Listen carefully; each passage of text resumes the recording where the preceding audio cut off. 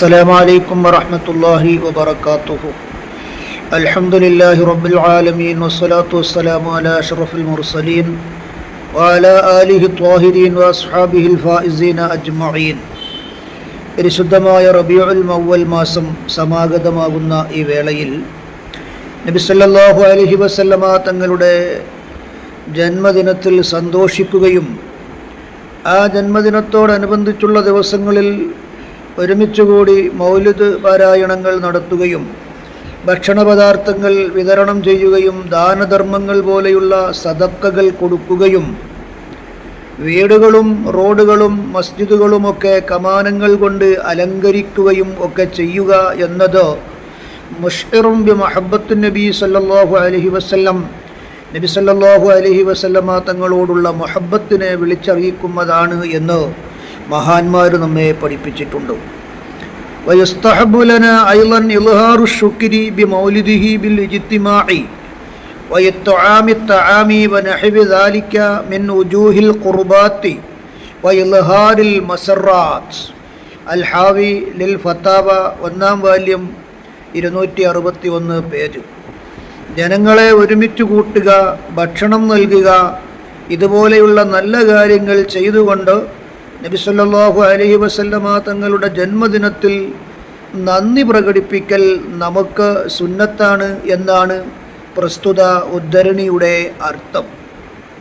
അപ്പം നബി സല്ലല്ലാഹു അലൈഹി വസല്ലമ തങ്ങളുടെ മഹത്വം അതാണ്. കാരണം നബി തങ്ങൾ ജനിച്ച മാസത്തിനാണ് ഏറ്റവും പ്രാധാന്യമുള്ളത്. അതിലുപരി നബി തങ്ങൾ ജനിച്ച ദിവസത്തിന് ഇന്ന അഫ്ളലൽ ലയാലി ലൈലത്തുൽ മൗലിദി ശരീഫി സുമ്മ ലൈലത്തുൽ ഖദ്രി സുമ്മ ലൈലത്തുൽ ജുമുഅത്തി സുമ്മ ലൈലത്തുൽ ഇസ്റാഇ. ഇങ്ങനെ ഫതഹുൽ അല്ലാമിൽ ഹാഷിയത്തു ഷർവാനി, അതുപോലെ ഫതഹുൽ അല്ലാം, ഇങ്ങനെയുള്ള കിതാബുകളിൽ പരാമർശിച്ചതായി കാണാം.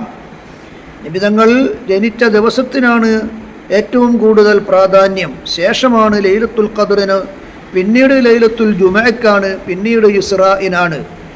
ഇത് നബിയുടെ ഉമ്മത്തിലേക്ക് ചേർത്ത് നോക്കുമ്പോഴാണ്. പക്ഷേ നബി സല്ലല്ലാഹു അലൈഹി വസല്ലമ തങ്ങളിലേക്ക് ചേർത്ത് നോക്കുമ്പോൾ ലൈലത്തുൽ ഇസ്റാഇനാണ്. കാരണം ആ രാത്രിയിലാണ് ഹബീബായ നബി തങ്ങൾ അല്ലാഹു സുബ്ഹാനഹു വ തആലയുമായി മുനാജാത്ത് നടത്തിയതും നമസ്കാരം കിട്ടിയതുമൊക്കെ ആ രാത്രിയുടെ പ്രത്യേകത കൊണ്ടാണ്.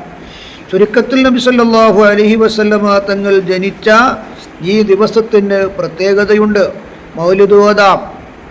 നമ്മൾ മൗലിദ് ഓതുമ്പോൾ തന്നെ വളരെയേറെ ശ്രദ്ധിക്കേണ്ടുന്ന കാര്യങ്ങൾ പരിശുദ്ധമായ ഖുർആനിൽ തന്നെ അത് പ്രതിപാദിച്ചതായി നമുക്ക് കാണാം. മദ്ഹുകൾ ഓതാം. മൗലിദ് എന്ന് പറയുമ്പോൾ മദ്ഹുകളാണല്ലോ. ഇന്നല്ലാഹ വ മലായികത്തുഹു യുസല്ലൂന അലൻ നബിയ്യ്. അല്ലാഹു തആല നബി സല്ലല്ലാഹു അലൈഹി വസല്ലമ തങ്ങളുടെ മേൽ സ്വലാത്ത് ചൊല്ലുന്നു. ഈ സ്വലാത്ത് ചൊല്ലുന്നു എന്നതിന് മഹാന്മാർ കൊടുത്ത അർത്ഥം ഐ യംദഹൂന, നബി സല്ലല്ലാഹു അലൈഹി വസല്ലമ തങ്ങളെ മദ്ഹ് ചൊല്ലുന്നു.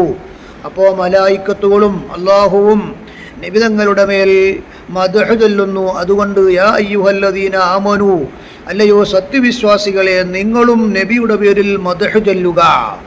അപ്പം നബിയുടെ പേരിൽ മദ്ഹ് ചൊല്ലുക എന്നത് ഒരാൾ സത്യവിശ്വാസിയാണോ ഇല്ലേ എന്ന് തിരിച്ചറിയാൻ പറ്റുന്ന, ഒരാൾ സത്യവിശ്വാസിയാണോ അല്ലേ എന്ന് തിരിച്ചറിയാൻ പറ്റുന്ന ഒരു കാര്യമാണ് നബി തങ്ങളുടെ പേരിൽ മദ്ഹ് ചൊല്ലുക എന്നത്. അപ്പോൾ നബി തങ്ങളുടെ പേരിൽ മദ്ഹ് ചൊല്ലാൻ ഈ ആയത്ത് തന്നെ നമ്മളോട് വിവക്ഷിക്കുന്നു. മാത്രമല്ല അൽഹംദുലില്ലാ, പരിശുദ്ധമായ ഖുർആൻ, അൽഹംദു, സർവസ്തുതിയും ലില്ലാഹി, അല്ലാഹുവിനാകുന്നു. എന്താണ് ഈ സർവസ്തുതി? അൽഹംദു എന്ന് പറയുന്ന ആ അൽഹംദു എന്നതിലെ അലിഫ് ലാം ഇസ്തിഗ്റാഖിന് വേണ്ടിയുള്ളതാണ് എന്ന് വിവക്ഷിക്കുമ്പോൾ സർവസ്തുതിയും, സ്തുതി 4 വിഭാഗമാണ്. ഒന്ന്, അല്ലാഹുവിനെ സ്തുതിക്കുന്നു. അല്ലാഹു തന്നെ പരിശുദ്ധമായ ഖുർആനിൽ പറഞ്ഞത് അൽഹംദുലില്ലാ. ഇനി അല്ലാഹു സൃഷ്ടികളെ സ്തുതിക്കുന്നു. അപ്പോൾ സൃഷ്ടികളെ സ്തുതിക്കുന്നതിൽ പെട്ടതാണ് ഇന്നല്ലാഹു വ മലായികത്തുഹു യുസല്ലൂന എന്ന് പറഞ്ഞത്. അല്ലാഹു യംദഹൂന, നബി തങ്ങളെ സ്തുതിക്കുന്നു. അതുപോലെ തന്നെ അയ്യൂബ് നബി അലൈഹിസ്സലാമിനെ അല്ലാഹു സ്തുതിച്ചതായി പരിശുദ്ധമായ ഖുർആനിൽ കാണാം. ഇതുപോലെ സൃഷ്ടികൾ അല്ലാഹുവിനെ സ്തുതിക്കുന്നു, അതും സ്തുതിയാണ്. സൃഷ്ടികളെ സ്തുതിക്കുന്നു. ഇങ്ങനെ സ്തുതികൾ 4 വിഭാഗമാണ്. ഈ 4 വിഭാഗത്തിലും സ്തുതികൾ ഉണ്ടായാൽ ആ സ്തുതി മുഴുവനും അള്ളാഹുവിനാകുന്നു. അപ്പോൾ സൃഷ്ടികളെ സ്തുതിക്കാം.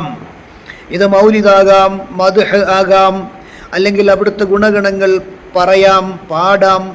ഇതൊക്കെ ഇതിൽ പെടുന്നതാണ്.